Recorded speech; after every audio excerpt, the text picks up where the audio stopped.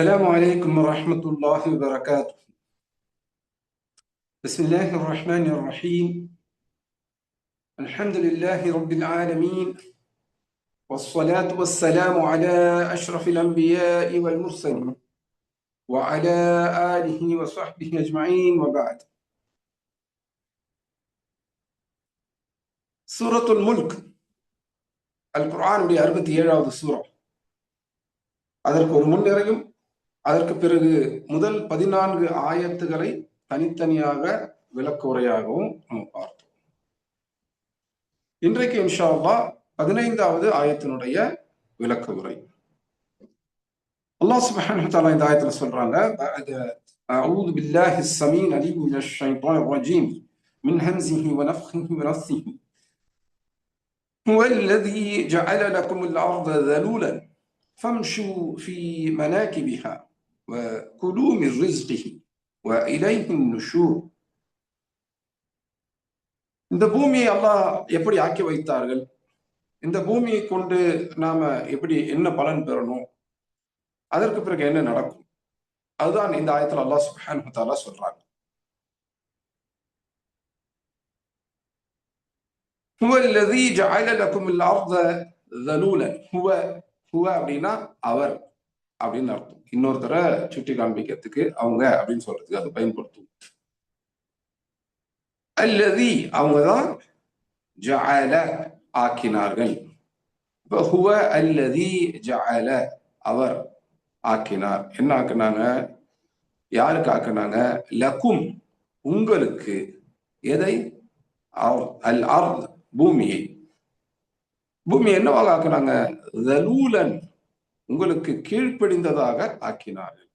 அப்ப ஹுவ அந்த அல்லாஹ் அவங்கதான் மனிதர்களாகிய உங்களுக்கு இந்த பூமியை கீழ்ப்படிந்ததாக ஆக்கினார்கள். ஃபம்ஷூ ஃபீ மனாகிபிஹா. ஆகவே நீங்கள் அதனுடைய ஓரங்களில், அதனுடைய பகுதிகளில் பயணம் செய்து பாருங்கள். வகுலூ மின் ரிஸ்கிஹி. இன்னும் அதில் அல்லாஹ் உங்களுக்கு வைத்துள்ள ரிஸ்கை நீங்கள் உண்ணுங்கள். வ இலைஹின் நுஷூர். இன்னும் அல்லாஹ்வின் பக்கமே நீங்கள் திரும்பி வருவீர்கள், திருப்பப்படுவீர்கள், அல்லாஹ்விற்கு முன்பு நிற்க வைக்கப்படுவீர்கள் அப்படின்னு அல்லாஹ் சுப்ஹானஹு வ தஆலா சொல்றாங்க. இப்ப இந்த ஆயத்துடைய விளக்கத்தை நம்ம பார்க்கும்போது அதனுடைய முக்கியமான வார்த்தைகளுடைய விளக்கத்தை நம்ம பார்ப்போம். முதல்ல இன்ஷா அல்லாஹ்.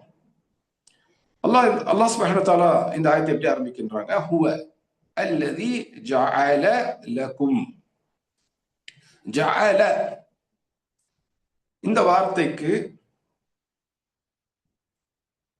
ஆக்குதல், ஆக்கினார் அப்படின்னு அர்த்தம். ஹலக அப்படிங்கிற வார்த்தைக்கும் ஜஅல அப்படிங்கிற வார்த்தைக்கும் சில ஒற்றுமைகளும் இருக்கு, சில வேற்றுமைகளும் இருக்கு. ஜஅல அப்படின்னா அல்லாஹ் படைத்தாங்க அப்படின்னு பொதுவா சொல்ல முடியாது. அல்லாஹ் ஆக்கினார்கள் அப்படின்னு சொல்லுவாங்க. இந்த படைத்தலுக்கும் ஆக்குதலுக்கும் என்ன வித்தியாசம்? படைத்தல், இப்ப உதாரணத்துக்கு அல்லாஹ் மனிதனை படைத்தாங்க, ஹலக அப்படிங்கிற வார்த்தை அங்க பயன்படுத்தும். அதற்கு பிறகு மனிதனை இந்த மாதிரி ஆக்குனாங்க. அப்போ மனிதனை படைத்தல் அப்படிங்கிறது வேறு, படைத்த பிறகு அந்த மனிதன் இந்த மாதிரி அந்த மாதிரி அப்படின்னு சொல்லி உருவாக்குறாங்க பாத்தீங்களா, அதற்குத்தான் ஆக்குதல். அதற்கு ஜஅல அப்படிங்கிற வார்த்தையை பயன்படுத்துவாங்க. இங்கிலீஷ்ல சொன்னா ஹலக அப்படின்னா he created, இங்க ஜஅல அப்படின்னா he made. அப்ப ஏற்கனவே படைக்கப்பட்ட ஒரு விஷயத்தை எடுத்து அதை ஒரு குறிப்பிட்ட வகையில ஆக்குதல், அதற்குத்தான் ஜஅல அப்படிங்கிற வார்த்தையை பயன்படுத்துவாங்க. இது ஹலக ஜஅல, இதுல உள்ள வேறுபாடை புரிந்து கொள்வதற்காக நான் சொல்றேன். இத சொன்னதுக்கு அகீதா ரீதியாக ஒரு முக்கிய காரணமும். அது என்ன காரணம் அப்படின்னு பாத்தீங்கன்னா, இன்றைக்கு 1200 வருடங்களுக்கு முன்னால், அதாவது நபி ஸல்லல்லாஹு அலைஹி வஸல்லம் மரணித்து ஒரு 200 வருடங்களுக்கு பிறகு முஅ்தஸிலா என்ற கொள்கை உடையவர்கள் அரசாங்கத்துக்குள்ளேயே ஒரு வலிமையை பெற்றார்கள். அது முஸ்லிம் வரலாறுல விரிவாக பதியப்பட்ட ஒன்று. ஆட்சியாளருடைய அந்த உதவியோடு முஸ்லிம் சமூகத்து அறிஞர்கள் மத்தியிலும் அந்த அறிஞர்கள் மத்தியில் அதை உறுதிப்படுத்துவதன் மூலமாக பொதுமக்கள் மத்தியிலும் முஅத்தஸிலா என்ற அந்த வழிகட்ட பிரிவினர் தங்களுடைய கொள்கைகளை நிலைநாட்டுவதற்கு முயற்சி செய்தார். அப்ப அந்த வகையில அவங்க பல விஷயங்கள்ல கை வச்சாங்க. பல விஷயங்கள்னா ஈமானுடைய அடிப்படையான அகீதாவினுடைய விஷயங்கள்ல அவங்க தவறான விளக்கங்களை கொடுத்தாங்க. அதுல ஒன்று, அல்லாஹ் வேற, அல்லாஹ்வுடைய பேச்சு அப்படிங்கிறது வேற. அல்லாஹ் படைக்கப்படாதவங்க, ஆனா அல்லாஹ்வுடைய பேச்சு படைக்கப்பட்டது என்று ஒரு வழிகேடான ஒரு நிலைப்பாட்டை, வழிகேடான ஒரு விளக்கத்தை முஅத்தஸிலா என்ற அந்த கூட்டம் சொன்னது. இப்ப நாம பேசுறோம், நாம வேற, நம்ம பேச்சு வேற கிடையாது இல்லையா? நம்மிடமிருந்து தான் அந்த பேச்சு வெளியே வருது, நாம வேற, அந்த பேச்சு வேற கிடையாது. இது மனிதர்களுடைய கோணத்துல புரிஞ்சுக்கிறதுக்காக சொல்றோம். அல்லாஹ் சுப்ஹானஹு வ தஆலாவை பொறுத்த வரைக்கும் அல்லாஹ் அப்படிங்கிற அந்த இறைவனுடைய ஒரு பகுதி தான் அது. அல்லாஹ்வுடைய பேச்சு அப்படிங்கிறது, அல்லாஹ் பார்க்கிறது, அல்லாஹ் கேட்கறது, அல்லாஹ் பேசுறது, இது எல்லாமே அல்லாஹ்வுடைய. இது வேற, அல்லாஹ் வேறன்னு பிரிக்க முடியாது. ஆனா முஅத்தஸிலா என்ன செஞ்சாங்க, அவங்க சில தவறான கோணங்கள்ல குர்ஆனை விளங்கி பார்த்தாங்க. அவங்களுடைய தவறான கோணங்கள்ல சில தவறான நிலைப்பாடுகளை எடுத்தாங்க. அது சாதாரண தவறு அல்ல, மிக வழிகேடான தவறுகள். அந்த தவறான வழிகேடான நிலைப்பாடுகளின் அடிப்படையில அவங்க என்ன செய்யறாங்க, அல்லாஹ்வுடைய பேச்சும் ஒரு படைப்பு தான் அப்படின்னு சொல்லிட்டாங்க. அப்ப குர்ஆன் அப்படிங்கிறது என்ன? அதுவும் அல்லாஹ்வுடைய பேச்சு. அப்ப குர்ஆனும் அல்லாஹ்வுடைய படைப்பா அப்படின்னு வரும்போது, ஆமாம், குர்ஆனும் அல்லாஹ்வுடைய படைப்பு தான். அல்லாஹ்வுடைய பேச்சும் படைப்பு தான். குர்ஆன் அல்லாஹ்வுடைய பேச்சுங்கிறதுனால குர்ஆனும் அல்லாஹ்வுடைய படைப்பு தான் என்று வழிகட்டவர்கள் சொன்னாங்க. ஆனால் அன்றைக்கு இருந்த நேர்வழியில் இருந்த அறிஞர்கள், உதாரணத்துக்கு இமாம் அஹ்மத் இப்னு ஹம்பல் போன்றவர்கள், இவங்க எல்லாம் சஹாபா எப்படி மார்க்கத்தை விளங்குனாங்களோ அதே முறையில் விளங்குனாங்க. நபித்தோழர்களுடைய அதே புரிதலில் இருந்த இவர்களை போன்ற அறிஞர்கள் என்ன சொன்னாங்க, இல்லை, அல்லாஹ்வுடைய பேச்சும் அல்லாஹ்வுடைய இதுதான், அதை அல்லாஹ்வுடைய பிரிச்சு பார்க்க முடியாது, பார்க்க கூடாது அப்படின்னு சொன்னாங்க. ஆனா அந்த முஅத்தஸிலா எதிர்வாதம் பண்ணாங்க இல்லையா? அந்த வாதம் பண்ணும்போது அவங்க வச்ச ஒரு வாதம் தான் ஜஅல அப்படின்னா படைத்தல், படைத்தான் அப்படின்னு அர்த்தம்.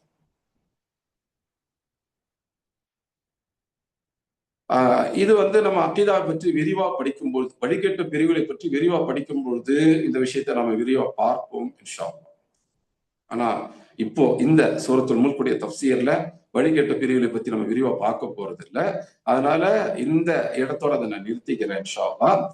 அதாவது இந்த ஹலக, ஜஅல இது ரெண்டுத்துக்கும் உள்ள வித்தியாசத்தை ஏன் சொன்னேன் அப்படின்னா, இந்த இடத்துல ஜஅல அப்படின்னாலும் ஹலக அப்படின்னாலும் ஒரே அர்த்தத்தை தரும் என்று வழிகெட்ட பிரிவினர் சொல்லுவாங்க, முஅத்தஸிலா பிரிவினர் சொல்லுவாங்க. ஆனால் நபித்தோழர்களுடைய அந்த முறையில, சஹாபாவுடைய வழிமுறையில மார்க்கத்தை புரிந்து கொள்ளக்கூடிய நேர்வழியில் உள்ளவர்கள் ஹலக, ஜஅல ரெண்டுத்துக்கும் வித்தியாசத்தை முன்வைப்பாங்க. ஏன்னா மொழி ரீதியாகவே ரெண்டுத்திற்குமே வித்தியாசம் உள்ளது. குர்ஆனிலுமே அல்லாஹ் ஜஅல அப்படிங்கிறத இந்த அர்த்தத்துல, அதாவது ஹலக என்பதற்கு அடுத்த அர்த்தத்துல, ஹலகன்னா படைத்தான், ஜஅல அப்படின்னா ஆக்கினான் அப்படிங்கிற அந்த அர்த்தத்துல பயன்படுத்துறத நம்ம பார்க்க முடியும். குர்ஆன்ல வெவ்வேறு இடங்கள்ல பார்க்கலாம். சரி, ஹுவ அல்லதி ஜஅல லகுமுல் அர்த ذلولا. அர்த் அப்படின்னா பூமி. அந்த பூமி அல்லாஹ் என்னவாக ஆக்குனாங்க? ذلول என்று அல்லாஹ் சொல்றாங்க. ذلول அப்படின்னா என்ன?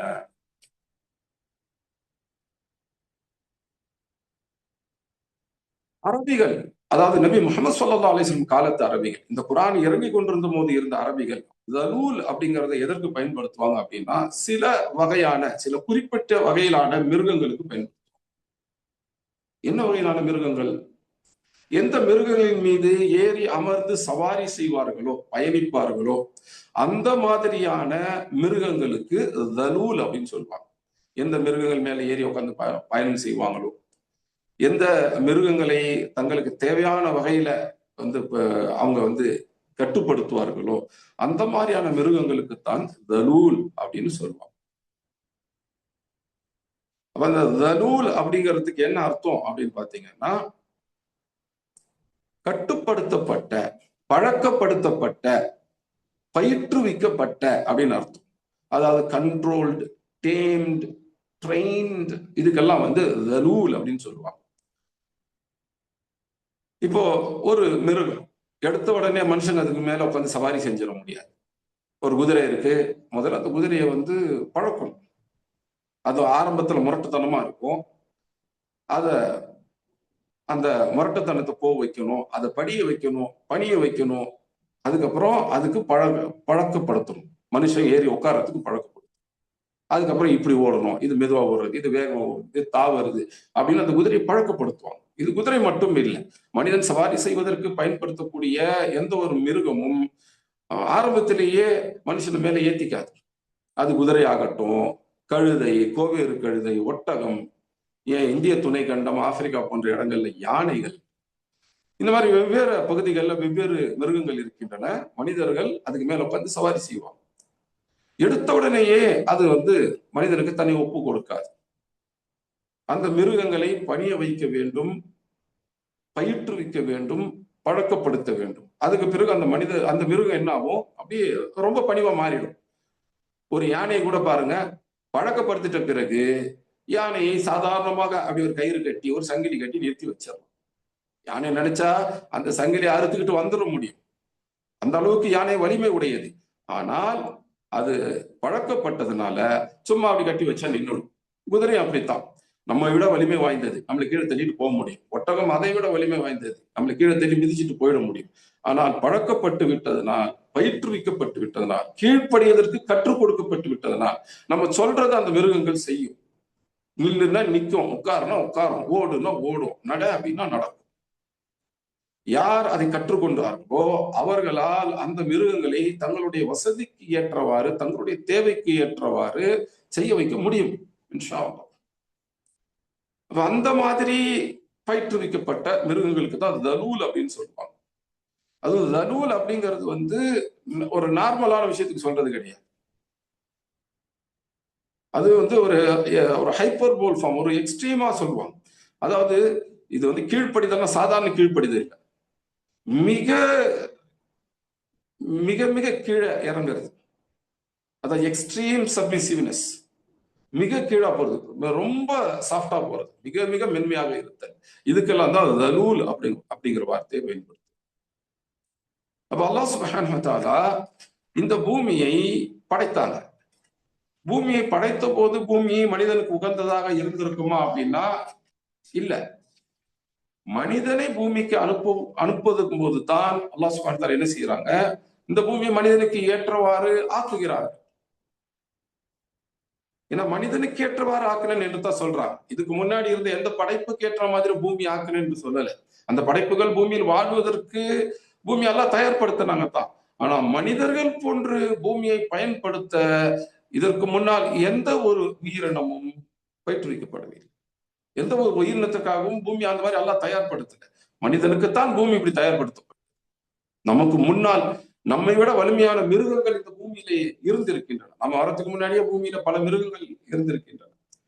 அவையில நம்மை விட வலிமையான, இன்றைக்கும் கூட நம்மை விட வலிமையான மிருகங்கள் பூமியில இருக்கின்றன. ஆனால் அவைகளால் பூமியை வசப்படுத்த முடிந்ததா? அவைகளால் பூமியை கட்டுப்படுத்த முடிந்ததா? அவைகளால் பூமியை தங்களுக்கு ஏற்றவாறு ஆக்கிக் கொள்ள முடிந்ததா அப்படின்னு கேட்டா இல்ல. அவைகளால் அது முடியவில்லை. ஆனால் மனிதனால் அது முடிந்தது. மனிதனை விட அதிக வலிமை வாய்ந்தவைத்தான் இவையெல்லாம். ஆனா அவைகளால் அதை செய்ய முடியல, மனிதர்களால் அதை செய்ய முடிந்தது. எப்படி? அல்லாஹ் சுப்ஹானஹு வ தஆலா உடைய கட்டளையின்படி அல்லாஹ் பூமியை மனிதர்களுக்கு உகந்தவாறு ஆக்கினார். அதனால பூமி மனிதனுக்கு கட்டுப்பட்டுச்சு. அப்ப பூமியை மனிதன் கட்டுப்படுத்துகின்றான் அப்படின்னா அது மனிதனுடைய தனித்திறமையின், தனிப்பட்ட வலிமையின் காரணமாக அல்ல. அல்லாஹ் இந்த பூமிக்கு கட்டளையிட்டு இருக்கிறார்கள், இந்த பூமியை ஆக்கி இருக்கிறார்கள். எப்படி ஆக்கி இருக்கிறாங்க? மனிதனுக்கு மிக தாழ்மையுடன் கட்டுப்படக்கூடிய ஒரு விஷயமாக அல்லாஹ் பூமி ஆக்கி இருக்கிறாங்க. பூமிக்கு அல்லாஹ் அப்படி ஒரு கட்டளையிட்டு இருக்கிறாங்க. பூமி அந்த மாதிரி ஆகிடுச்சு. நம்ம சின்ன வயசுல பாடங்கள்ல படிச்சிருப்போம், சோசியல் ஸ்டடீஸ்லயோ இல்ல சயின்ஸ்லயோ. அனிமல்ஸை பத்தி படிக்கும் போது, மிருகங்களை பத்தி படிக்கும் போது காட்டு மிருகங்கள் நாட்டு மிருகங்கள் ரெண்டா படிப்போம். வைல்ட் அனிமல்ஸ், டொமெஸ்டிகேட்டட் அனிமல்ஸ் படிச்சோம். வைல்ட் அனிமல்ஸ் என்ன, காட்டுல இருக்கிறது, இதெல்லாம் மனுஷனுக்கு கட்டுப்படாது, பயங்கர மொத்தத்தனத்தோடு இருக்கும். ஆனா டொமெஸ்டிகேட்டட் அனிமல்ஸ் அப்படி கிடையாது, அதுக்கும் மொத்தத்தனம் உண்டுதான். ஆனா மனிதன் அதை கட்டுப்படுத்துவதற்கு கற்றுக்கொண்டு இருப்பான். மனிதன் அதை பயிற்றுவிப்பான், அதை பிடிச்சு அதை கட்டுப்படுத்தி அதை பழகி அதை தனக்கு ஏற்றவாறு வேலைகளை செய்வதற்கு உகந்த கீழ்ப்படிதல் உடைய ஒரு மென்மையான பணிவான மிருகமாக அதை மாற்றுகிறது. யானை வரைக்கும் அந்த மாதிரி செஞ்சு வச்சிருக்கிறாங்க இல்லையா? கழுதை, கோவேறு கழுதை, குதிரை, ஒட்டகம், ஏன் அதை நம் மனிதனோட இன்னும் பெருசா இருக்கக்கூடிய யானை, அந்த மாதிரியான பல மிருகங்களை மனிதர்கள் வீட்டு மிருகங்களாக ஆக்கி வச்சிருக்காங்க. இதெல்லாம் அல்லாஹ்வுடைய கட்டளையின்படி, அல்லாஹ்வுடைய முடிவின்படி நடந்தது. ஏன்னா அல்லாஹ் சுப்ஹானஹு வ தஆலா இங்க தெளிவா சொல்றாங்க, ஹுவல்லதி ஜஅல லக்கும். கும் அப்படின்னா எல்லாரும், லக அப்படின்னு சொன்னா ல, லி, இது ரெண்டுத்துக்கும் ஒரே அர்த்தம் தான். இதுக்காக அப்படின்னு அர்த்தம், ஒரு குறிப்பிட்ட விஷயத்துக்காக, ஃபார் திஸ். அதுக்கு லி அல்லது ல அப்படின்னு பயன்படுத்துவாங்க. இதே லக அப்படின்னு சொன்னா உனக்காக அப்படின்னு ஒரு ஆளுக்கு சொல்றது. லக்கும் என்று அல்லாஹ் சுப்ஹானஹு வ தஆலா சொல்றாங்க. ல கும், கும் அப்படின்னா உங்க எல்லாருக்கும், உங்க எல்லாருக்காகவும். அப்ப அல்லாஹ் சுப்ஹானஹு வ தஆலா என்ன சொல்றாங்க, ஹுவல்லதி ஜஅல லக்கும், உங்க எல்லாருக்காகவும். அதாவது மனிதர்கள் ஏதோ ஒரு மனிதருக்காக இல்லை, தலைமுறை தலைமுறையா வரக்கூடிய பல தலைமுறைகளை சேர்ந்த பூமியில பல்வேறு பகுதிகளில் இருக்கக்கூடிய எல்லா விதமான மனிதர்களுக்காகவும் அல்லாஹ் இந்த பூமியை கீழ்ப்படிந்த ஒன்றாக, மென்மையான ஒன்றாக, நமக்கு கட்டுப்படக்கூடிய ஒன்றாக ஆக்கி வைத்திருக்கிறார். பூமி அல்லாஹ் சுப்ஹானஹு வ தஆலா என்னவாக இங்க சொல்றாங்க, பூமி ஒரு மிருகம் போன்றது. இதற்கு முன்னால் இருந்த யாராலும் எதுவாலும் அந்த பூமியை கட்டுப்படுத்த முடிந்ததில்லை. ஆனால் மனிதன் இந்த மாபெரும் மிருகம் போன்று இருக்கக்கூடிய பூமியை கட்டுப்படுத்தி இருக்கிறார். எப்படி கட்டுப்படுத்தினா, மனிதனுடைய சொந்த ஆற்றலின் வழியாகவா அப்படின்னா இல்ல, அல்லாஹ் இந்த பூமிக்கு கட்டளையிட்டாங்க, இந்த பூமி அந்த மாதிரி ஆக்கி வச்சாங்க, மனிதனுக்கு கட்டுப்படும் வண்ணமாக ஆக்கி வச்சாங்க.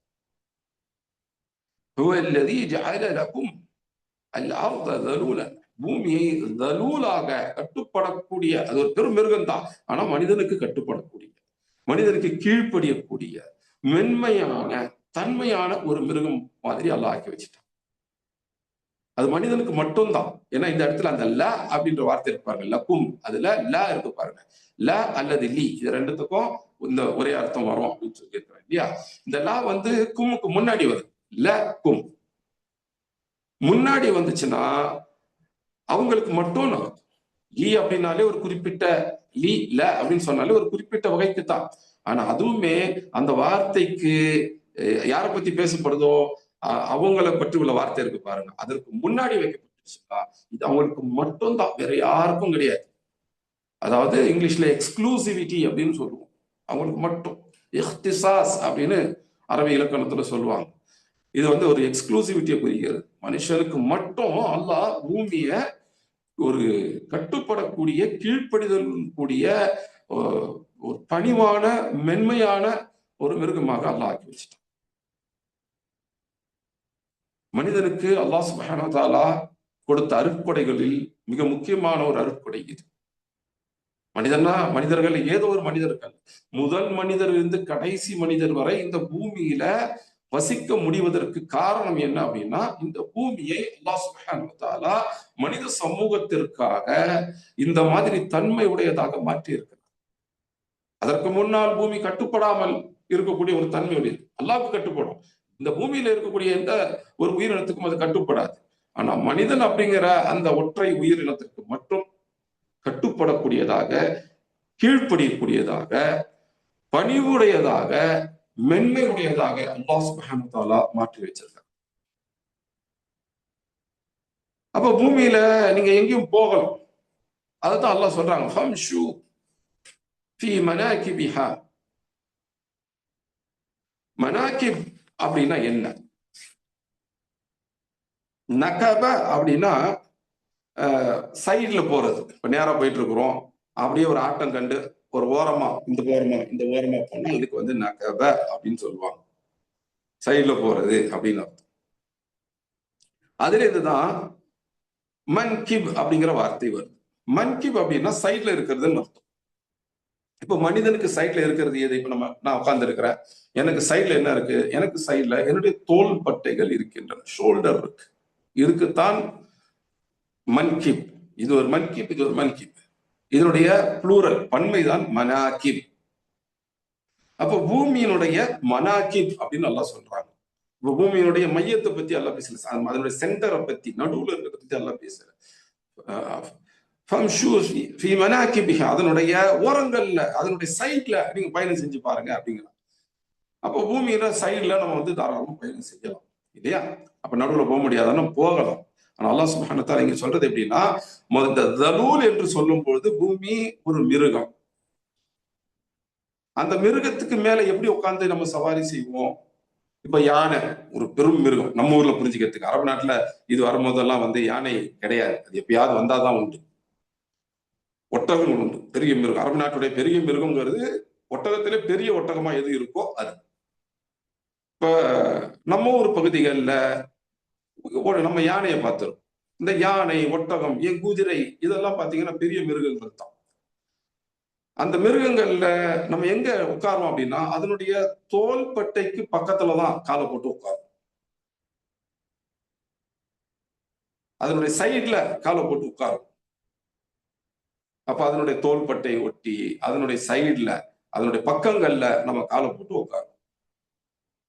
அப்போ பூமியில நம்ம பயணிக்கிறது எப்படின்னா, ஒரு மிருகத்துக்கு சைட்ல எப்படி காலை போட்டு உட்கார்ந்து அந்த மிருகத்தை சவாரி செய்யற மாதிரி பூமியில நீங்க சைட்ல சவாரி செய்யுங்க. பூமியோட பல்வேறு பகுதிகளில் நீங்க வந்து நடங்க, நடந்து பாருங்க அப்படின்னு நல்லா சொல்றாங்க. இங்க அல்லாஹ் பயன்படுத்துற வார்த்தை ஃபம்ஷு, ஃப இம்ஷு.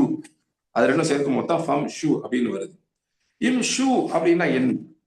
அது மஷ்இ, மஷா அல்லது மஷ்இ அப்படிங்கிற வார்த்தையிலிருந்து வருது. மஷ்இ அப்படின்னா என்ன? நடக்கிறது. மஷா அல்லது மஷ்இ அப்படின்னா நடக்கிறது, காலால நம்ம அப்படி நடந்து போறது, ஒரு அப்படி நகர்ந்து போறது, இதுக்கெல்லாம் மஷ்இ என்று சொல்றாங்க. அல்லாஹ் சுப்ஹானஹு வ தஆலா இங்க என்ன சொல்றாங்க? ஃபம்ஷு ஃபீ மனாகிபிஹா. பூமி வந்து ஒரு மிருகம் மாதிரி, பெரியதொரு மிருகம். ஆனா அதை மனிதர்களாகிய உங்களுக்கு அல்லாஹ் கட்டுப்படுத்தி கொடுத்திருக்கிறாங்க. அது உங்ககிட்ட பணிவாயிருக்கும். அப்ப நீங்க பூமியில இந்த பக்கம் அந்த பக்கம் எல்லாம் போகலாம், போய் பாருங்க என்று அல்லாஹ் சொன்னான். ஃபம்ஷு ஃபீ மனாகிபிஹா.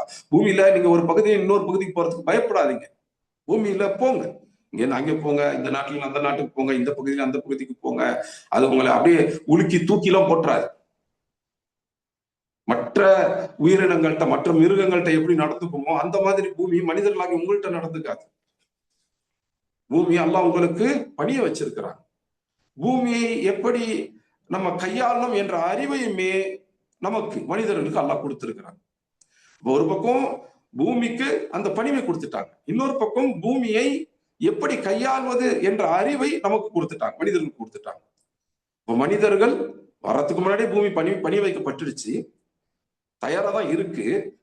ஆனாலும் ஒரு உதாரணத்துக்கு சொன்னா, ஒரு குதிரை மேல நம்ம சவாரி செய்யும். குதிரை ஆல்ரெடி ட்ரெயின் ஆயிடுச்சு, ஏற்கனவே அந்த குதிரைக்கு பயிற்சி எல்லாம் கொடுத்துட்டாங்க. யாராவது மேல உட்கார்ந்தா அது வந்து கீழே தள்ளி விடாது, ஒழுங்கா சவாரி செய்யலாம். ஆனால் மேல உட்கார்றவருக்கு சவாரி செய்ய தெரியணும். நம்ம குதிரை மேல உட்கார்ந்தா குதிரை எப்படி ஓட்டுறதுன்றது நமக்கு தெரியணும். ஹார்ஸ் ரைடிங் நமக்கு தெரியும். நமக்கு ஹார்ஸ் ரைடிங் தெரியல, குதிரை சவாரி தெரியலன்னா என்ன ஆகும்? ஒரு பயிற்றுவிக்கப்பட்ட குதிரை மேல உட்கார்ந்தாலும் நாம சீக்கிரம் கீழே விழும். அப்ப அல்லாஹ் சுப்ஹானஹு வ தஆலா ஒரு பயிற்றுவிக்கப்பட்ட மிருகத்தை போன்று பணிவானதாக பூமி ஆக்கிட்டாங்க. ஆனா அதே சமயத்துல அந்த பூமியின் மீது எப்படி நம்ம சவாரி செய்யறது, எப்படி பயணிக்கிறது என்பதற்கான அறிவையும் நமக்கு கொடுத்திருக்கிறாங்க. இது வந்து மனிதனுக்கான பயிற்சி, இந்த அறிவு அப்படிங்கிறது. இது மனிதனுக்கான தயாரிப்பு. பூமியை சவாரிக்காக அல்லாஹ் ஏற்கனவே தயாராக்கிட்டாங்க. அல்லாஹ் சுப்ஹானஹு வ தஆலா முதல்ல என்ன சொல்றாங்க? நீ எந்த பூமிக்கு அனுப்பப்பட்டிருக்கிறியோ அந்த பூமி உனக்காக தயாராக்கப்பட்டு விட்டது. அந்த பூமியில நீ சவாரி செய்யலாம். ஃபம்ஷு ஃபீ மனாகிபிஹா. பூமியினுடைய அந்த தோள்பட்டையில உட்கார்ந்து நீ சவாரி செய்யலாம், அது மேல உட்கார்ந்து சவாரி செய்யலாம், போய் பார். குலு மின் ரிஸ்கிஹி. அல்லாஹ் தொடர்ந்து சொல்றாங்க. ஃபம்ஷு, இது ஒரு கட்டளை, அதாவது செய். கட்டளைனா கட்டளை இல்ல, அதாவது இதை செய் அப்படின்னு சொல்லி அல்லாஹ் ஏவுறாங்க. அடுத்தது குலு மின் ரிஸ்கிஹி, இதுவும் ஏவுறாங்க, நீ சாப்பிடு. குலு அப்படின்னா சாப்பிடு அப்படின்னா. அந்த பூமியில உனக்கான ரிஸ்க் வைக்கப்பட்டிருக்கு. அல்லாஹ் பூமியில மனிதனுக்கான ரிஸ்கை வைத்திருக்கிறாங்க. அந்த ரிஸ்கை நீ எடுத்துக்கொள் அப்படின்னு அல்லாஹ் சொல்றாங்க. ரிஸ்க் அப்படின்னா என்ன? மனிதனுக்கு தேவையான எல்லாமே ரிஸ்க் தான். இந்த பூமியில வாழ்றதுக்கு மனிதனுக்கு என்னெல்லாம் தேவையோ அது அத்தனையும் மனிதனுடைய ரிஸ்க். தேவை மட்டும் இல்லை, நம்ம ஆசையின் அடிப்படையில சில விஷயங்களை அடையறதுக்கு முயற்சி செய்யறோம். அது நம்ம கிட்ட கிடைச்சிருச்சு அப்படின்னா அவையும் நம்முடைய ரிஸ்க் தான். நம்முடைய தேவைகள், நம்முடைய ஆசைகள், நம்ம கிட்ட வரக்கூடியவை, இதுல எதெல்லாம் நாம பயன்படுத்திக்கிறோமோ அவை எல்லாமே நம்முடைய ரிஸ்க் தான். நம்ம சுவாசிக்கிற காற்று நமக்குரிய ரிஸ்க் தான். நம்முடைய கண் பார்வை, நம்முடைய கேட்கும் தன்மை, பேசும் தன்மை எல்லாமே நமக்கு ரிஸ்க் தான். ஆனா பொதுவா ரிஸ்க் என்று சொல்லும் போது உணவும் பணமும் தான் நமக்கு ஞாபகம் வரும். அது தப்பு இல்லை. சாப்பாடுங்கிறது ரிஸ்க்ல மிக முக்கியமானது. அதற்கு அடுத்தது அன்றாட வாழ்க்கைக்கு தேவையான விஷயங்களை வாங்கறதுக்கான பணம் அப்படிங்கிறதும் முக்கியமானது. அப்போ உணவு தாம் அப்படிங்கிறதும் ரிஸ்க்ல ஒரு முக்கியமான ஒரு விஷயம் தான். அதுக்கு அடுத்தது மால், செல்வம் அப்படிங்கிறதும் ரிஸ்க்ல முக்கியமான விஷயம் தான்.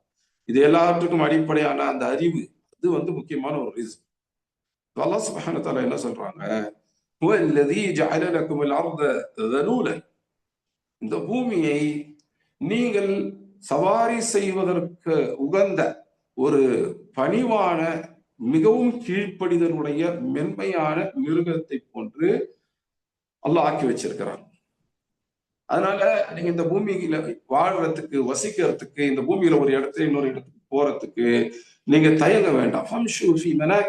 அதனுடைய அதனுடைய மேல, அதனுடைய தோள்பட்டை மேல, அது முதுகுல நீங்க உட்கார்ந்து தாராளமா சவாரி, அது மேல நடந்து போங்க, அதன் மேல பயணம். அந்த மாதிரி உங்க ரிஸ்கை தேடிக்கொள்ளுங்கள். பூமியில உங்களுடைய ரிஸ்க் வைக்கப்பட்டிருக்குது.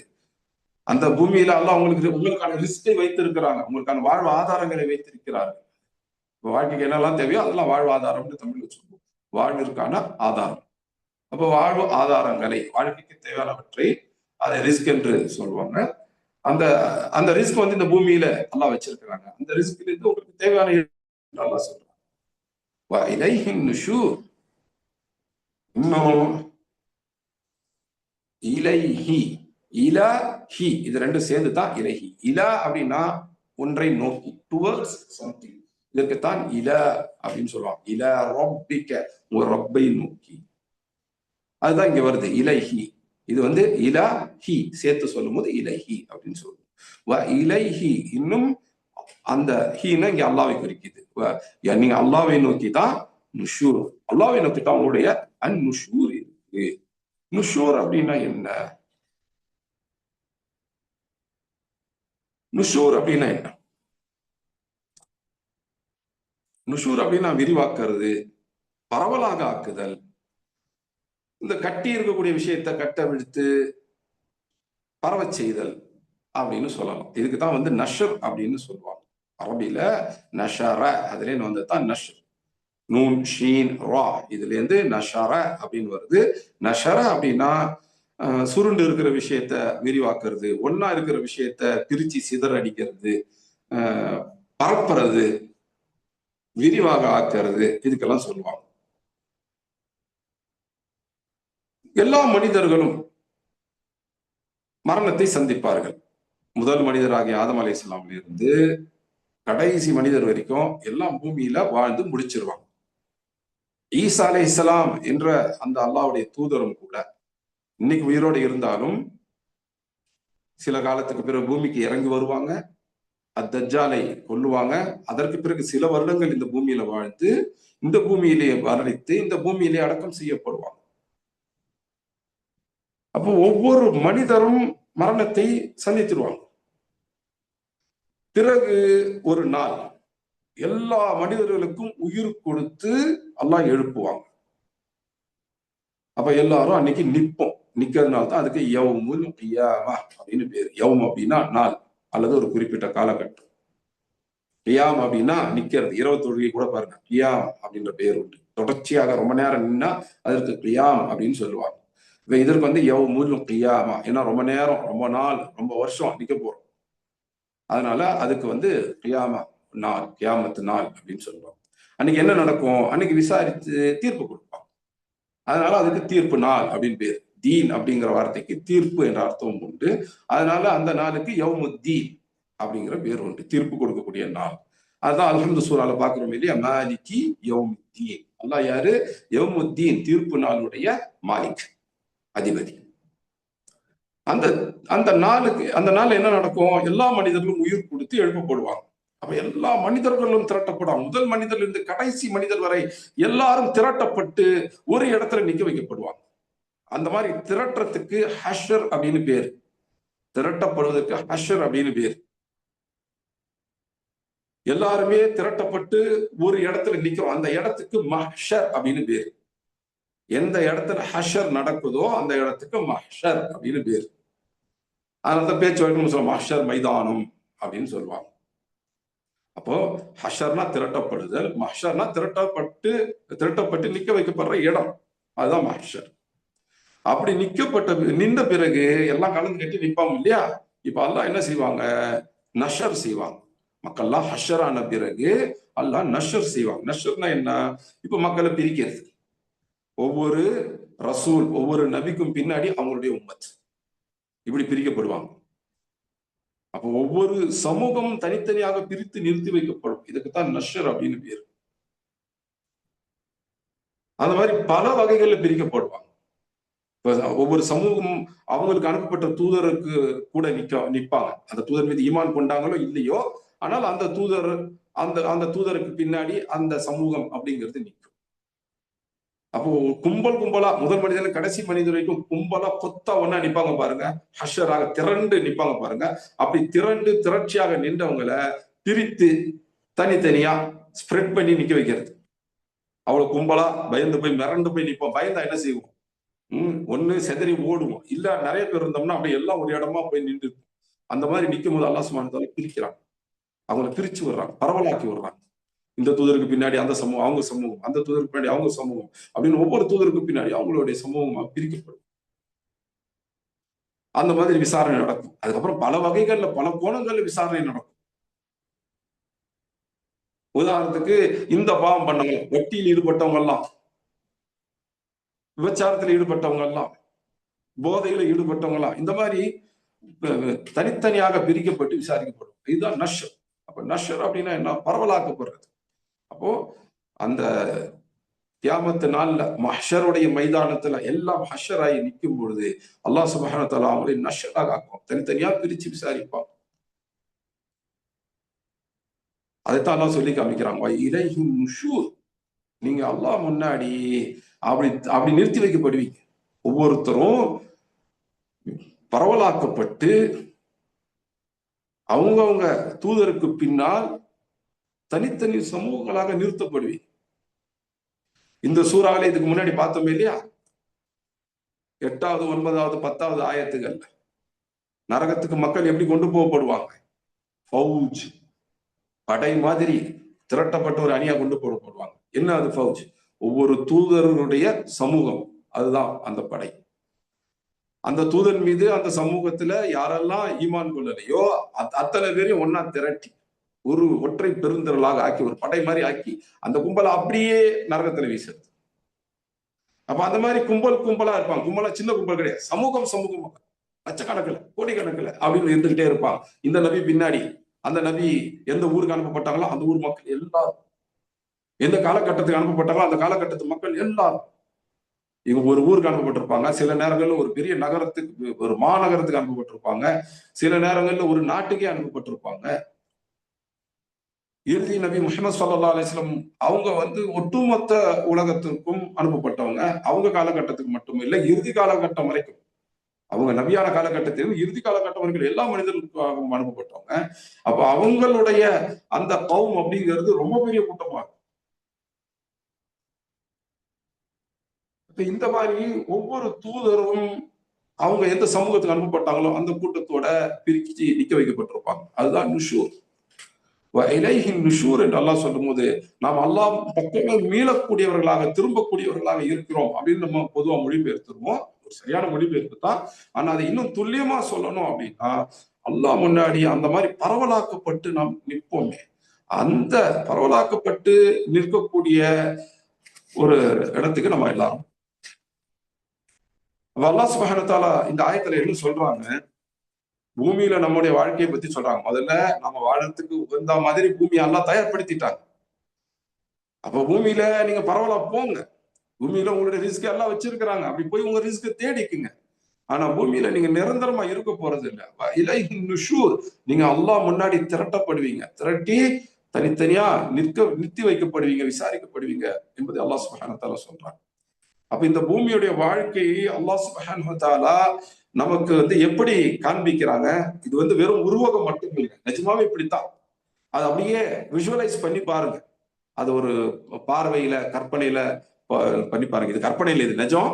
அப்படியே நம்ம இது படமா இருந்தா எப்படி இருக்கும்?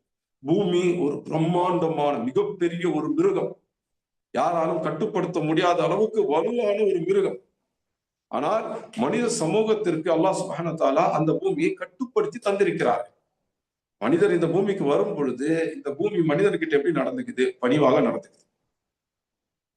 பூமியில நம்ம என்னென்னவோ செய்யறோம், எல்லாத்துக்கும் பூமி பொறுமையா இருக்குது.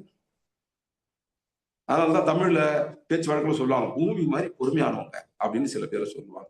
ஏன்னா பூமி அவ்வளவு பொறுமையானது. எங்கேருந்து அந்த பொறுமை பூமிக்கு வந்தது? அல்லாஹ் சுப்ஹானஹு வ தஆலா பூமிக்கு அந்த பொறுமையை கொடுத்துட்டாங்க. அந்த அந்த கட்டுப்படும் தன்மையை, கீழ்ப்படியும் தன்மையை கொடுத்திருக்கிறாங்க. பூமி அல்லாஹ்வுக்கு கட்டுப்படும், அல்லாஹ்வுக்கு கீழ்ப்படியும். அல்லாஹ்வின் கட்டளையின் அடிப்படையில மனிதனுக்கிட்ட பூமி அந்த பணிவை காட்டுது, அந்த பொறுமையை காட்டுது. அப்போ பூமியை பத்தி அல்லாஹ் சொல்றான், பூமியை பத்தி நீ பயப்படாத, நீ வர்றதுக்கு முன்னாடியே பூமியை உனக்கு கட்டுப்படக்கூடிய, உன்னிடத்தில் பணிவாக நடக்கக்கூடிய, உன்னிடத்தில் மென்மையாக நடக்கக்கூடிய ஒன்றாக நாம் ஆக்கிவிட்டோம் என்று அல்லாஹ் சொல்றான். அவங்க அல்லாஹ் அவங்க உங்களுக்கென்று, மனிதர்களுக்கென்று பூமியை கட்டுப்பட்ட பணிவான கீழ்ப்படிதலுடைய மென்மையான ஒரு மிருகமாக, பயிற்றுவிக்கப்பட்ட ஒரு மிருகமாக ஆக்கி வச்சுட்டாங்க. அந்த மிருகத்துக்கு மேல ஏறி நீங்க சவாரி செய்யுங்க, ஃபம்ஷு ஃபீ மனாகிபிஹா, மேல ஏறி உட்கார்ந்துங்க. அதை வச்சுக்கிட்டு நீங்க பூமியில எங்க வேணா போங்க, குலு மின் ரிஸ்கிஹி, அதுல உங்களுடைய உணவு இருக்குது, அதையும் எடுத்துக்குங்க. ஆனா எப்படி ஒரு சவாரி முடிந்தே ஆகணுமோ, ஒரு பயணம் அப்படிங்கிறது முடிந்தே ஆகணுமோ, அந்த மாதிரி தான் இதுவும். பூமியில உங்களுடைய காலகட்டத்துக்கு ஒரு முடிவு அப்படிங்கிறது. பூமிங்கிறது நாம் பயணம் செய்யக்கூடிய ஒரு வாகனம், அவ்வளவுதான். ஒட்டுமொத்த பூமியுமே நாம் பயணம் செய்யக்கூடிய ஒரு வாகனம். இந்த பயணத்துக்கு முடிவு உண்டு. இப்ப நம்ம ஒரு கார் எடுத்துட்டு போறோம், இல்ல ஒரு பெரிய வேன், பஸ் எடுத்துட்டு போறோம், ஒரு பெரிய பயணம். நமக்கு தேவையான சாப்பாடுலாம் அந்த வண்டியில எடுத்து வச்சுக்கிட்டு போறோம். அந்த வண்டி நம்ம கண்ட்ரோல்ல இருக்குது, தாராளமா பயணம் செய்யலாம். ஆனா பயணம் செஞ்சுக்கிட்டே இருக்க முடியுமா?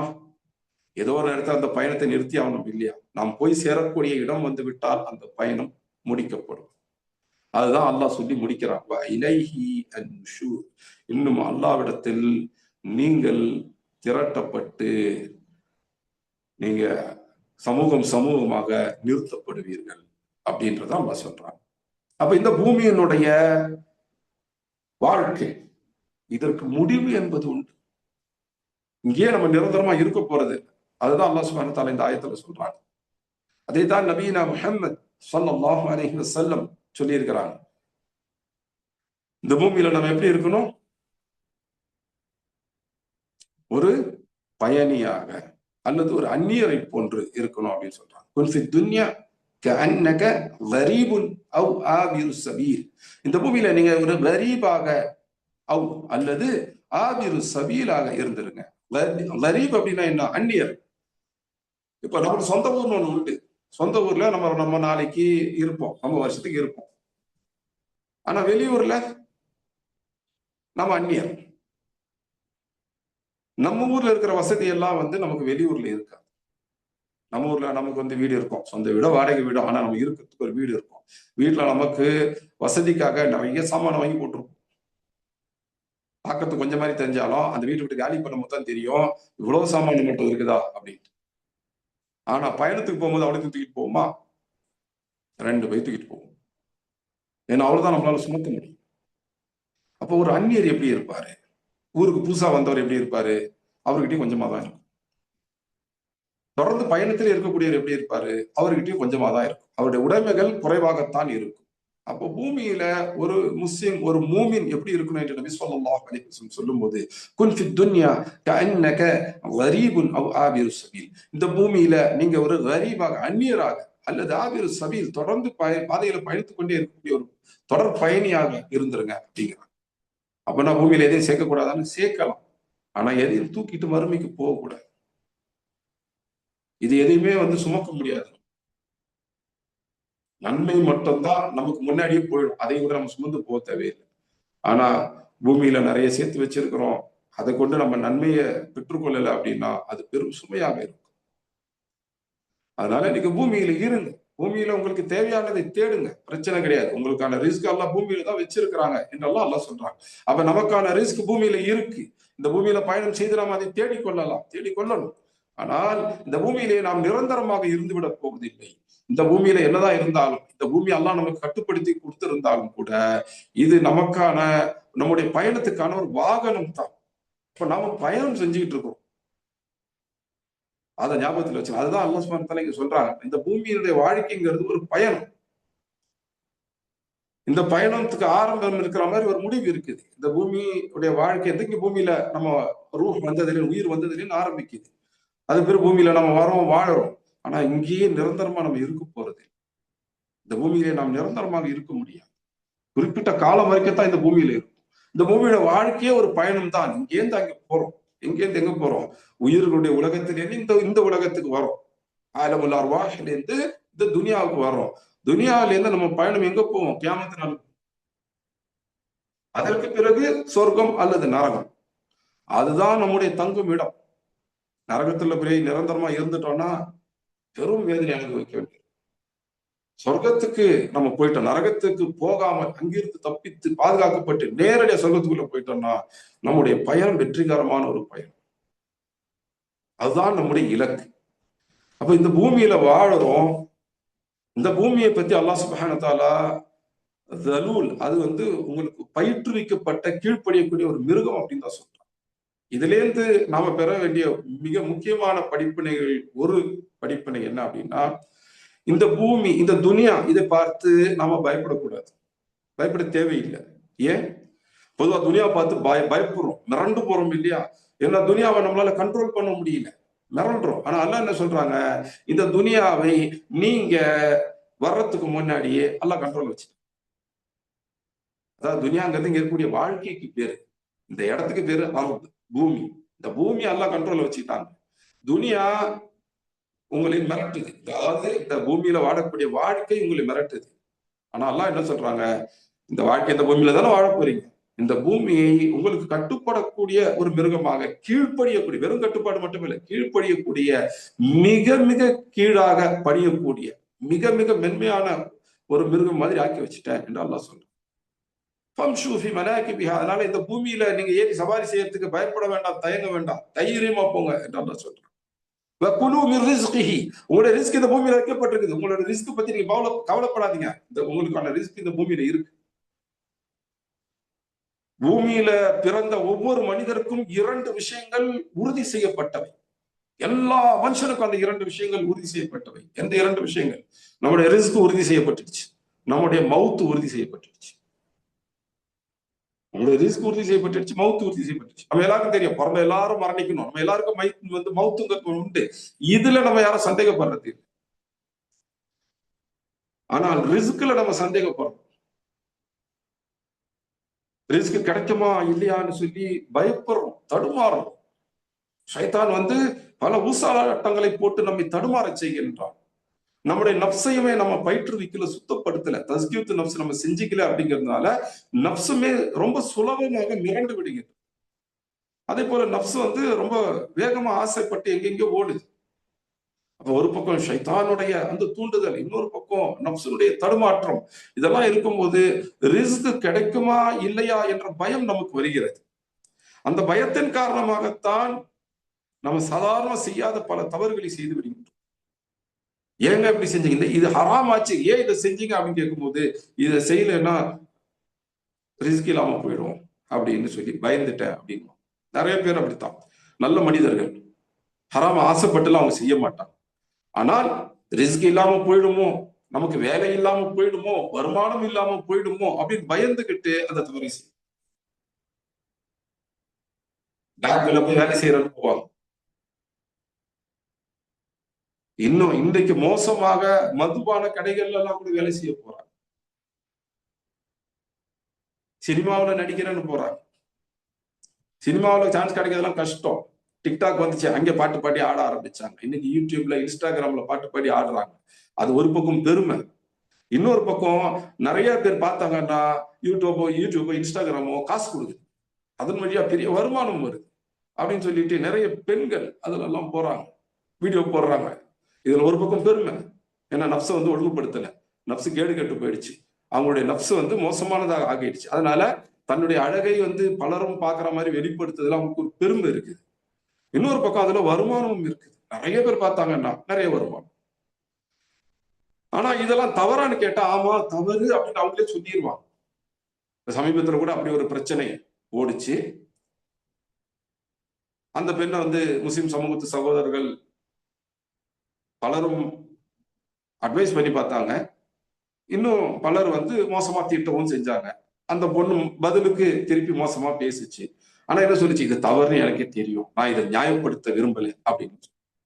அதுதான் சொல்றேன், கிட்டத்தட்ட ஒவ்வொரு முஸ்லீமும், அதாவது தவறு செய்யக்கூடிய ஒவ்வொரு முஸ்லீமுக்கும் தான் செய்வது தவறு அப்படிங்கிறது தெரியும். அதுல ஆசையின் காரணமாக செய்யக்கூடிய தவறுகள் ஒரு வகை, பயத்தின் காரணமாக செய்யக்கூடிய தவறுகள் இன்னொரு வகை. அந்த பயத்திலுமே பல வகையான பயங்கள் இருக்கின்றன. அதுல அதிகமான மக்கள் பயப்படுறது எதுக்கு அப்படின்னா, நமக்கு ரிஸ்க் இல்லாமல் போய்விடுமோ அப்படிங்கிற பயம். அப்ப ரிஸ்க் இல்லாம போயிடுமோ அப்படின்னு பயந்துகிட்டு ஹராமாக்கப்பட்ட விஷயங்களுக்குள்ளெல்லாம் நுழையிறான். ஆனால் ஒவ்வொரு மனிதருக்கும் உறுதி செய்யப்பட்ட 2 விஷயங்களில் ஒன்று ரிஸ்க். எப்படி நமக்கு கட்டாயம் மவுத் வந்தே தீருமோ, அதுல எப்படி நம்ம ஒருத்தருக்கும் சந்தேகம் வர்றது இல்லையோ, அதே போலத்தான் நமக்கு கட்டாயம் ரிஸ்க் வந்தே தீரும், அதுல ஒருத்தரும் சந்தேகப்பட தேவை. இன்னும் அல்லாஹ் குர்ஆன்லையும் அல்லாஹ்வுடைய தூதர் ஸல்லல்லாஹு அலைஹி வஸல்லம் சொன்னது ஆதாரபூர்வமான ஹதீஸ்களையும் வருது. முதல்ல நம்முடைய ரிஸ்க் பூமிக்கு வருது, அப்புறம் தான் நம்முடைய ரூஹ் பூமிக்கு வருது. ரூஹ்னா என்ன? உயிர். நம்முடைய உயிர் பூமிக்கு வர்றதுக்கு முன்னால நம்முடைய ரிஸ்க் பூமிக்கு வந்துருது. முதல்ல ரிஸ்க் அல்லாஹ் கீழே இறக்கிடுறாங்க, அதுக்கு பிறகுதான் நம்முடைய உயிரையே அல்லாஹ் கீழே இறக்குறாங்க. தாயுடைய கருவுல வந்து ஒரு உயிராக நம்ம வர்றதுக்கு முன்னாடியே நம்முடைய ரிஸ்க் இந்த பூமியில இருக்கு. நமக்கு அல்லாஹ் சுப்ஹானஹு வ தஆலா எவ்வளவு ரிஸ்க் என்று எழுதி வச்சிருக்கிறாங்களோ, முடிவு செய்திருக்கிறாங்களோ, அந்த ரிஸ்கை நாம் அனுபவித்தே தீர்வோம். ரிஸ்க் இல்லாமல் ஒருத்தரும் கிடையாது. ஒவ்வொரு மனிதருக்கும் அல்லாஹ் ரிஸ்கை வாக்களித்திருக்கிறார்கள். அல்லாஹ்வுடைய வாக்குறுதி நிச்சயமா நிறைவேறும். முதல்ல ரிஸ்க் அனுப்பிச்சுட்டா அல்லாஹ் வந்து பிறகு மனுஷனையே பூமிக்கு அனுப்புறாங்க. இந்த ஆயத்திலையும் கூட பாருங்க, குலு மின் ரிஸ்கிஹி, பூமியில கூட ரிஸ்க் இருக்கு, எடுத்துங்க சாப்பிடுங்க என்று அல்லாஹ் சொல்றாங்க. பூமியில உங்கள சிலருக்கு ரிஸ்க் இருக்கு அப்படின்னு அல்லாஹ் சொல்லல. பூமியில உங்க எல்லாருக்குமே ரிஸ்க் இருக்கு, அதை நீங்க எடுத்துங்க என்று அல்லாஹ் சொல்றாங்க. அப்ப ரிஸ்க் கொடுக்கப்படாத மனிதனே கிடையாது. நமக்கு ரிஸ்க் இருக்குதா இல்லையா என்ற அந்த கவலை, அந்த பயம், அந்த ஊசலாட்டம் நமக்கு வரவே கூடாது. இந்த பூமியை நாம வர்றதுக்கு முன்னாடி, முதல் மனிதர் வர்றதுக்கு முன்னாடியே இந்த பூமியை மனிதர்கள் வசிப்பதற்கு உகந்த இடமாக அல்லாஹ் ஆக்கிட்டாங்க.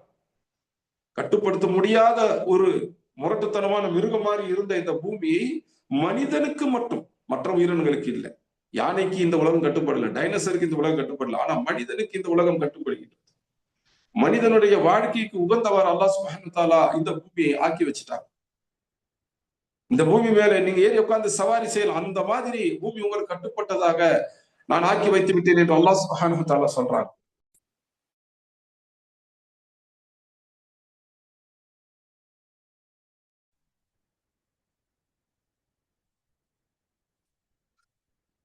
பூமி மனிதனுக்கு கட்டுப்படுத்தப்பட்டதாக ஆக்கி வைக்கப்பட்டிருக்கிறது. அது மட்டும் இல்ல, பூமியில மனிதனுடைய ரிஸ்க் இருக்குதுன்னு அல்லாஹ் இங்க சொல்றாங்க. உங்களுடைய ரிஸ்க் இந்த பூமியில வைக்கப்பட்டிருக்குது, அதை நீங்க எடுத்துக்குங்க, உண்ணுங்க என்று அல்லாஹ் சொல்றாங்க. இலைஹின் நுஷூர். ஆனா இந்த பூமியில நிரந்தரமா இருந்துட மாட்டீங்க, நீங்க அல்லாஹ் பக்கம் திரும்பி வரணும். தீர்ப்பு நாள்ல அல்லாஹ் முன்னாடி கூட்டம் கூட்டமா நிக்க வைக்கப்படுவீங்க.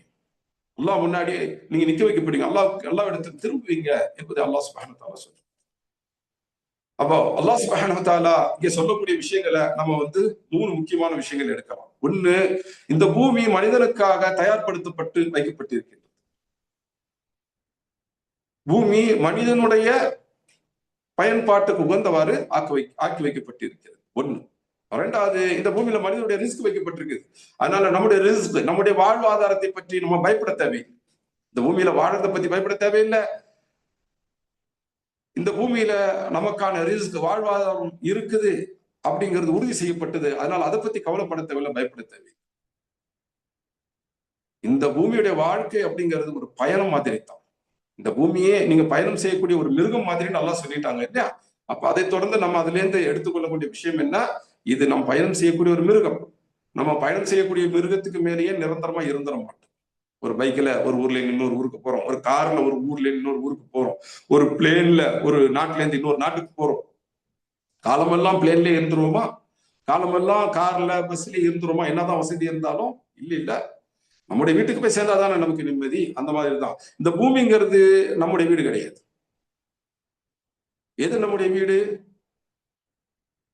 ஆதம் அலைஹிஸ்ஸலாமும் ஹவ்வா அலைஹிஸ்ஸலாமும் முதல்ல எங்க இருந்தாங்க? நரகத்திலே இருந்தாங்க?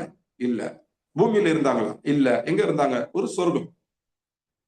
தீர்ப்பு நாளுக்கு பிறகு கொடுக்கப்படக்கூடிய அந்த சொர்க்கம்ங்கிறது இன்னும் விரிவானது. ஆனா ஆதம் அலைஹிஸ்ஸலாம் ஹவ்வா அலைஹிஸ்ஸலாம் இருந்தது ஒரு அடிப்படையான ஒரு சொர்க்கம். சொர்க்கம் தான் நம்முடைய சொந்த வீடு. திருப்பி நம்ம அதை நோக்கி தான் போறோம். இந்த உலகத்துடைய வாழ்க்கைங்கிறது ஒரு பயணம் தான். இந்த பயணம் எங்க போய் முடியும்? நேரான வழியில பயணம் செய்தால் அது நேராக சொர்க்கத்துக்கு கொண்டு போய் விடும். நேர் வழியை விட்டுட்டு வேற வேற வழிகள்ல பயணம் செய்தால் அந்த வேற வேற வழிகள் எல்லாமே நரகத்திற்கு கொண்டு போய் விடும். ஒன்னே ஒண்ணுதான் நேரான வழி, அது நேரா சொர்க்கத்துக்கு கொண்டு போகும். அந்த ஒரு நேரான வழி எது? அதுதான் இஸ்லாம். அதுதான் அல் குர்ஆன்ல நபி முஹம்மது ஸல்லல்லாஹு அலைஹி வஸல்லம் உடைய அவங்களுடைய அந்த வழிமுறை சுன்னாவுடைய அதனுடைய சரியான விளக்கம் என்பது நபித்தோழர்கள் விளங்கிய அந்த முறை தான். அப்ப அது ஒண்ணுதான் நேரான வழி. இஸ்லாம், சுன்னா, ஃபஹ்மு ஸஹாபா, நபித்தோழருடைய விளக்கம், இதுதான் நேரான வழி. அந்த நேரான வழி இந்த 3 காட்டினே ஒண்ணுன்னு சொல்லிட்டு நினைக்காதீங்க. இஸ்லாம். அப்ப இஸ்லாம் சொல்லும் போது அங்கே பல தூதர்கள் வழியாக வந்த இஸ்லாம் இருக்கு. அதுல இறுதி தூதர் முஹம்மது ஸல்லல்லாஹு அலைஹி வஸல்லம் அவங்களுக்கு வந்ததான் இஸ்லாமினுடைய இறுதி வடிவம், நிறைவு செய்யப்பட்ட வடிவம். அப்போ இஸ்லாம் அப்படின்னு சொல்லும் போது எந்த காலகட்டத்து இஸ்லாம்? நபி முஹம்மது ஸல்லல்லாஹு அலைஹி வஸல்லம் அவங்களுக்கு எது முழுமை செய்யப்பட்ட வடிவமாக வந்ததோ அதுதான் இஸ்லாமினுடைய முழுமையான வடிவம். அந்த இஸ்லாமினுடைய சரியான புரிதல் எங்க இருக்கு? அந்த ஒரு கூட்டத்திலேயா? வடிகட்ட 72 கூட்டங்கள்லையா அப்படின்னா அந்த ஒரு கூட்டத்தில். அந்த ஒரு கூட்டம்ங்கிறது எது? 73 கூட்டங்களும் நாங்கள் குர்ஆன் சுன்னாவை பின்பற்றுவோம் என்றுதான் சொல்வாங்க. ஆனால் அந்த ஒரு கூட்டம் குர்ஆன் சுன்னாவை நபித்தோழர்கள் புரிந்த முறையில் புரிகிறோம் என்று அணுகுவாங்க. 73 கூட்டங்களாக முஸ்லிம் உம்மத்து பிரியும் என்று நபி ஸல்லல்லாஹு அலைஹி வஸல்லம் முன்னறிவிப்பு செஞ்சிருக்கிறாங்க. அந்த 73 கூட்டங்கள்ல ஒரு கூட்டம் தான் நேர சொர்க்கத்துக்கு. அவங்க யாரு? அவங்க தான் நபியினுடைய அந்த வழிமுறை அல் குர்ஆன் சுன்னாவை நபித்தோழர்களுடைய விளக்கத்தோடு எடுத்துக்குவாங்க. ஏன்னா குர்ஆன் சுன்னாவை எப்படி சரியாக விளங்கணும், சரியாக நடைமுறைப்படுத்தணும் என்பதை நபி முஹம்மது ஸல்லல்லாஹு அலைஹி வஸல்லம் தன்னுடைய தோழர்களுக்கு கற்றுக் கொடுத்திருக்கிறார். நபி ஸல்லல்லாஹு அலைஹி வஸல்லம் உயிரோடு இருக்கும் போதே தோழர்கள் அதை எப்படி நடைமுறைப்படுத்துறாங்கன்னு பார்த்து நபி ஸல்லல்லாஹு அலைஹி வஸல்லம் அவங்களுடைய நடைமுறைகளை சீர்திருத்தி இப்படிதான் மார்க்கத்தை விளங்கணும், புதுசா பிரச்சனை வந்தா இப்படித்தான் அணுகணும் அப்படின்னு அந்த முறையை பயன்படுத்தி நபியினுடைய மரணத்துக்கு பிறகு அந்த தோழர்கள் அந்த நபி ஸல்லல்லாஹு அலைஹி வஸல்லம் கற்றுக் கொடுத்த அந்த முறையை, அந்த மின்ஹாஜின் அடிப்படையில தங்களுடைய விளக்கங்களையும் தீர்ப்புகளையும் அமைத்துக் கொண்டார்கள். அப்ப அதுதான் ஒரு வழி, நேரான வழி. அப்ப இந்த உலகத்தினுடைய வாழ்க்கை அப்படிங்கிறது நம்ம பார்த்து பயப்பட வேண்டிய ஒரு விஷயம் அல்ல. இந்த உலகம் நமக்கு கட்டுப்படுத்தப்பட்டிருக்கிறது. இந்த உலகத்துல நம்முடைய ரிஸ்க் கொடுக்கப்பட்டிருக்கு. அதனால இந்த உலகம், அதாவது இந்த பூமி நமக்கு கட்டுப்படுத்தப்பட்டிருக்கிறது. இந்த பூமியில நம்முடைய ரிஸ்க், நம்முடைய வாழ்வாதாரம் இருக்கிறது. இந்த பூமியுடைய வாழ்க்கைக்கு தான் துனியா அப்படின்னு பேரு. பூமிக்கு அல் அர்த், பூமி அப்படிங்கிறதுக்கு அல் அர்த் என்ற வார்த்தையை சொல்லுவாங்க. இந்த பூமியில நம்ம வாழக்கூடிய வாழ்க்கைக்கு துனியா அப்படின்னு சொல்லுவாங்க. அப்ப இந்த அர்துல வாழக்கூடிய அந்த துனியாவுடைய வாழ்க்கை நம்முடைய பயம் இருக்கு. ஆனா துனியாவுக்கு பயப்படாதீங்க. ஏன்னா இந்த அர்த் நமக்காக தயார் செய்யப்பட்டிருக்கு, கட்டுப்படுத்தப்பட்டிருக்கு, மென்மையாக்கப்பட்டிருக்கு. இந்த அர்துல நமக்கான ரிஸ்கை எல்லாம் வச்சுட்டேன்னு சொல்லிட்டாங்க. அதனால இந்த அர்துல நம்மளுடைய ரிஸ்க் இருக்கு. நீங்க பயணம் செய்யுங்க, உங்க ரிஸ்கை எடுத்து சாப்பிடுங்க நல்லா சொல்லும் போது அப்ப இந்த பூமியில நம்ம முயற்சி செய்யணும். இருந்த இடத்துலயே உட்கார்ந்துகிட்டு ரிஸ்க் வருமா அப்படின்னா அல்லாஹ் என்ன சொல்றாங்க, இந்த பூமியில பயணம் செய்யுங்க, ஃபம்ஷு ஃபீ மனாகிபிஹா வ குலூ மின் ரிஸ்கிஹி, இதுல நீங்க பயணம் செய்யுங்க, உங்களுடைய ரிஸ்க நீங்க உண்ணுங்க என்று சொல்றாங்க. பூமியில பயணம் சொன்னா உடனே டிக்கெட் போட்டு ஊர் ஊரா போகணும் அப்படிங்கிறது இல்ல. நமக்குடைய வாழ்வாதாரத்தை தேடணும். ஆனா கட்டாயம் இருக்கு. அது அல்லாஹ் ஒளிச்செல்லாம் வைக்கல. சாதாரண முயற்சியிலேயே அது கிடைச்சது. கடும் முயற்சியா தான் இன்னுமே கிடைக்கும். அதுல நம்ம ஹலாலா சம்பாரிச்சு ஹலாலா செலவு செய்யறோம், தர்மம்லாம் செய்யறோம் அப்படின்னா கிடைச்ச ரிஸ்க்ல இன்னும் பறக்கத்தும் கிடைக்கும். ரிஸ்க் அதுல ஒரு வளம் கிடைக்கிறது, அது வந்து பறக்கத்து. அப்போ இதுல நம்ம ஃபைனலா சொல்லணும், கடைசியா சொல்லணும்னா இதுதான் என்னது, அல்லாஹ் சுப்ஹானஹு வ தஆலா இந்த பூமியை மனிதனுக்காக கட்டுப்படுத்தி கொடுத்திருக்கு. அது கட்டுப்படுத்த முடியாத ஒரு பெரும் மோசமான மிருகம் மாதிரி. ஆனால் மனித சமூகத்திற்கு இந்த பூமியை கட்டுப்படுத்தி மனித சமூகத்துக்கு கீழ்ப்படியக்கூடியதாக, பணிவுடையதாக, மனித சமூகத்தில் மென்மையாக நடக்கக்கூடியதாக அப்படிப்பட்ட ஒரு மிருகமா எல்லாம் மாத்திட்டாங்க. அப்போ உங்களுக்கு கீழ்ப்படியக்கூடிய அந்த மிருகத்தை நீங்க சவாரி செய்யுங்க. அப்போ பூமி ஆட்சி செய்யுங்க, ஒன்றும் பிரச்சனை இல்லை. பூமி உங்க கண்ட்ரோல் எடுங்க, பிரச்சனை கிடையாது. உங்க ரிஸ்க்கு நீங்க பயப்பட வேண்டாம். வருமானம் இல்லாம போயிடுமோ, நம்ம வந்து வாழ்க்கையில எப்படி இருப்போம் அப்படின்னு பயப்பட வேண்டாம். பூமியில அல்லாஹ் உங்க ரிஸ்க் வச்சிருக்கான். பூமியே கட்டுப்படுத்தி கொடுத்துட்டாங்க, அதுக்குள்ளதான் உங்க ரிஸ்க் இருக்கு. அப்ப அதுவும் உங்ககிட்ட ஈஸியா வந்துடும், சுலபமா வந்துடும். அதனால ரிஸ்க் வருமா இல்லையான்னு பயப்பட வேண்டாம். இந்த பூமியில நம்ம வாழ்க்கை என்ன ஆகும் அப்படின்லாம் பயப்பட வேண்டாம். இந்த பூமியும் அல்லாஹ் உங்களுக்கு கட்டுப்படுத்தி கொடுத்துட்டாங்க. அதனால பூமியுடைய வாழ்க்கை எப்படி போகும் அப்படின்னு பயப்பட தேவையில்லை. பூமியுடைய வாழ்க்கை நமக்கு கட்டுப்படுத்தப்பட்ட ஒன்றாகத்தான் இருக்குது. இந்த பூமி நம்ம ரிஸ்க் கொடுக்கப்பட்டிருக்குது. ஆனா பூமியுடைய வாழ்க்கைங்கிறது ஒரு பயணம். இது எங்கிருந்து எங்க பயணம், இங்க இருந்து நேர் வழியை பிடிச்சா அது நேரா சொர்க்கத்துல கொண்டு போய் சேர்க்கக்கூடிய பயணம். ஆனா நேர் வழியை விட்டுட்டு வேற வழிகளை எடுத்தால் அந்த எல்லா வழிகளுமே இறுதியில நரகத்துல கொண்டு போய் சேரும். அப்ப இந்த பூமியில வாழும் பொழுது நம்ம ஞாபகம் வச்சுக்கணும், இந்த பூமியுடைய வாழ்க்கை நிரந்தரமான வாழ்க்கை அல்ல, இது ஒரு பயணம். இந்த பூமிங்கிறது நம்ம பயணம் செய்யக்கூடிய ஒரு வாகனம் தான். இந்த வாழ்க்கை முடியும். இலைஹின் நுஷூர், இன்னும் நம்ம அல்லாஹ்விடத்தில் திரும்பக்கூடியவர்களா இருக்கிறோம். அல்லாஹ் நம்ம எல்லாரும் ஒன்று திரட்டி அதுல சமூகமா வச்சு ஒவ்வொரு சமூகத்தையும் விசாரிச்சு தீர்ப்பு கொடுக்கும் பொழுது, நம்ம இதுக்கு முந்தின ஆயத்துகள்ல பார்த்தோமே, 9வது 10வது ஆயத்துகள்ல, அப்படி நரகத்துக்கு போற சமூகமாக நம்ம வந்து ஆகிடக்கூடாது. மாறாக நேரா சொர்க்கத்துக்கு செல்லக்கூடிய சமூகமாக ஆகணும். அப்படி ஆகணும்னா அல்லாஹ்வின் மீது ஒரு உறுதியான நம்பிக்கை நமக்கு இருக்கும். அல்லாஹ்வின் மீது நம்ம வைக்கக்கூடிய நம்பிக்கை உறுதி இல்லாமல் தடுமாறக்கூடியதாக இருக்கு, ஊசலாட்டத்துடன் கூடியதாக இருக்கு. அதனால்தான் அல்லாஹ் நமக்கு வந்து ரிஸ்க் கொடுப்பாங்களா இல்லையான்னு சொல்லி நம்ம பயந்துகிட்டே இருக்கும். அல்லாஹ்வுடைய பெயர்கள் ஒன்று அர் ரஸாக். அர் ரஸாக் அப்படின்னா என்ன, ரிஸ்க் கொடுக்குறவங்க அப்படின்னு அர்த்தம். அல்லாஹ் அர் ரஸாக், ரிஸ்க் கொடுக்குறவங்க அப்படிங்கிறப்போ அல்லாஹ் கொடுக்காம இருந்துருவாங்க. அப்படின்னு என்ன அர்த்தம், அல்லாஹ் அர் ரஸாக்காக இல்லை அப்படின்னு அர்த்தம். அல்லாஹ் நமக்கு ரிஸ்க் கொடுக்கலன்னா அர் ரஸாக்காக இல்லைன்னு அர்த்தம். அல்லாஹ் அர் ரஸாக்குங்கிறத நம்ம உறுதியா நம்பணும். அப்படின்னா அல்லாஹ்விடம் இருந்து நமக்கான ரிஸ்க் கட்டாயம் வரும்.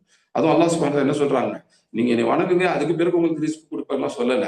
மனிதனை பூமிக்கு அனுப்புறதுக்கு முன்னாடியே பூமியில மனிதனுடைய ரிஸ்க் வச்சாச்சு. நீ எனக்கு கீழ்படிஞ்சாதான் ரிஸ்க் கொடுப்பேன்னு கூட அல்லாஹ் சொல்லல. மனிதனை பூமிக்கு அனுப்புறதுக்கு முன்னாடியே மனிதனுக்கு ரிஸ்க் வச்சாச்சு. அவன் முஸ்லீமோ காஃபிரோ எல்லாருக்கான ரிஸ்க்கும் இந்த பூமியில இருக்கு. அதனால முஸ்லீம் காஃபிர் எல்லாருக்குமே ரிஸ்க் இருக்கு. ஆனா அல்லாஹ் கிட்ட திரும்புவோம், கியாமத்து நாள்ல நிற்போம். இலைஹின் நுஷூர். அப்படி இருக்கும்போது இந்த ரிஸ்கை பயன்படுத்தி நாம நல்ல காரியங்களை செஞ்சு சொர்க்கத்தை பெற்றுக்கொள்வோமா, இல்ல இந்த ரிஸ்கை சரியான முறையில பயன்படுத்தாம அதை வந்து தப்பான காரியங்களுக்கு பயன்படுத்தி நரகத்துல போய் நுழைவோமா அப்படிங்கிறது தான் நம்ம முன்னாடி உள்ள கேள்வி. அப்ப கடைசியா சொல்றது இதுதான் இன்ஷா அல்லாஹ். என்னது, இந்த பூமியுடைய வாழ்க்கையை கண்டு பயப்படும். துனியாங்கிறது இந்த பூமியில நம்ம வாழக்கூடிய வாழ்க்கை. இந்த பூமி அல்லாஹ் இது மனித சமூகத்திற்கு கட்டுப்படுத்தப்பட்டதாக ஆக்கப்பட்டிருக்குது. இதுல நமக்குரிய ரிஸ்க் நம்ம வர்றதுக்கு முன்னாடியே வைக்கப்பட்டுருச்சு. அதனால ரிஸ்கை பத்தி பயப்பட வேண்டாம், சந்தேகப்பட வேண்டாம். ரிஸ்க் கட்டாயம் கிடைக்கும். அதே போலதான் மௌத்தும் கட்டாயம் வந்துடும். உங்களுக்கு பூமி கட்டுப்படுத்தப்பட்டு விட்டது, ரிஸ்க் நம்ம வர்றதுக்கு முன்னாடி கொடுக்கப்பட்டு விட்டது, மவுத் நம்மை தேடி வந்து கொண்டிருக்கிறது, அல்லது நாமுமே மவுத்தை தேடி போயிட்டு. என்னைக்கு நம்ம மவுத் ஆகுமோ அன்னைக்குதான் ரிஸ்க் நிற்கும், அதுக்கு முன்னாடி நிக்க. ரிஸ்க் முடிஞ்சிருச்சு ஆனா இன்னும் மவுத் வரல அப்படிங்கிற ஒரு காலகட்டமே கிடையாது. இந்த நொடியில மவுத்து வருதுன்னா அந்த நொடி வரைக்கும் ரிஸ்க் நம்ம கிட்ட இருந்துகிட்டே இருக்கும். ரிஸ்க் முடியுதுன்னா என்ன அர்த்தம்? மவுத்து வந்துருச்சு, மவுத்தாயிட்டோம் அப்படின்னு அர்த்தம். மவுத்து வரைக்கும் ரிஸ்க் உண்டு. ஆனா மவுத்துக்கு பிறகு என்ன? தீர்ப்பு நாள் என்று ஒன்று இருக்கு. அந்த தீர்ப்பு நாள்ல நமக்கு என்ன தீர்ப்பு கொடுக்கப்படும்? சொர்க்கமா நரகமா? சொர்க்கத்துக்குரிய வாழ்க்கை இந்த உலகத்தில் நம்ம வாழ்ந்தால் நமக்கு சொர்க்கம். அதற்கு பதிலாக அதற்கு மாறாக நரகத்துக்குரிய வாழ்க்கை வாழ்ந்தால் நரகம். அப்ப நம்ம என்ன மாதிரியான வாழ்க்கையை வாழ்ந்து பலரும் அல்லாவுக்கு பயப்படணும் அப்படின்னு நினைச்சாலும் கூட அதை விட அதிகமா துனியாவுக்கு பயப்படுறோம். நமக்கு ரிஸ்க் இல்லாம போயிடுமோ அப்படின்னு பயப்படுறோம். அதற்காக நம்ம பல காம்ப்ரமைஸ் பண்ணிக்கிறோம் இல்லையா? ஆனா அந்த காம்ப்ரமைஸ் எல்லாம் பண்ணவே தேவையில்லை. அப்படி நீங்க இந்த துனியா கிட்ட விட்டு கொடுத்தா தான் ரிஸ்க் கிடைக்கும்லாம் எல்லாம் சொல்லலை.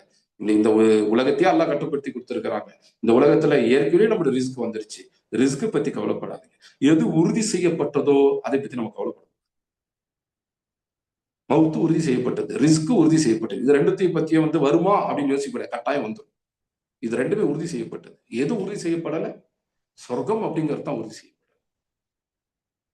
உண்மையில நம்ம கவலைப்பட வேண்டியது சொர்க்கம் தான். இந்த உலக வாழ்க்கையில ரிஸ்க் தேடலாம், ஆனா ரிஸ்க் கிடைக்குமா இல்லையான்னு சந்தேகப்பட தேவையில்லை. ஆனா இந்த உலக வாழ்க்கையில தான் நம்ம சொர்க்கத்தை தேடணும்.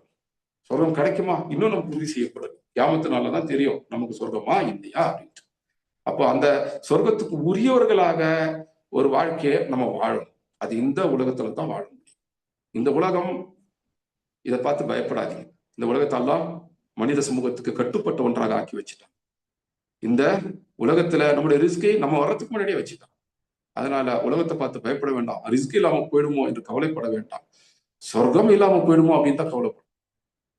அப்போ சொர்க்கத்தை உறுதி செய்வதற்கு என்ன மாதிரி ஒரு உறுதியான வாழ்க்கையை வாழணுமோ அந்த வாழ்க்கையை வாழ்வதற்கு நாம் அனைவரும் முயற்சி செய்யணும் என்பதை இந்த ஆயத்தின் வழியாக அல்லாஹ் சுப்ஹானஹு வ தஆலா நமக்கு சொல்றாங்க.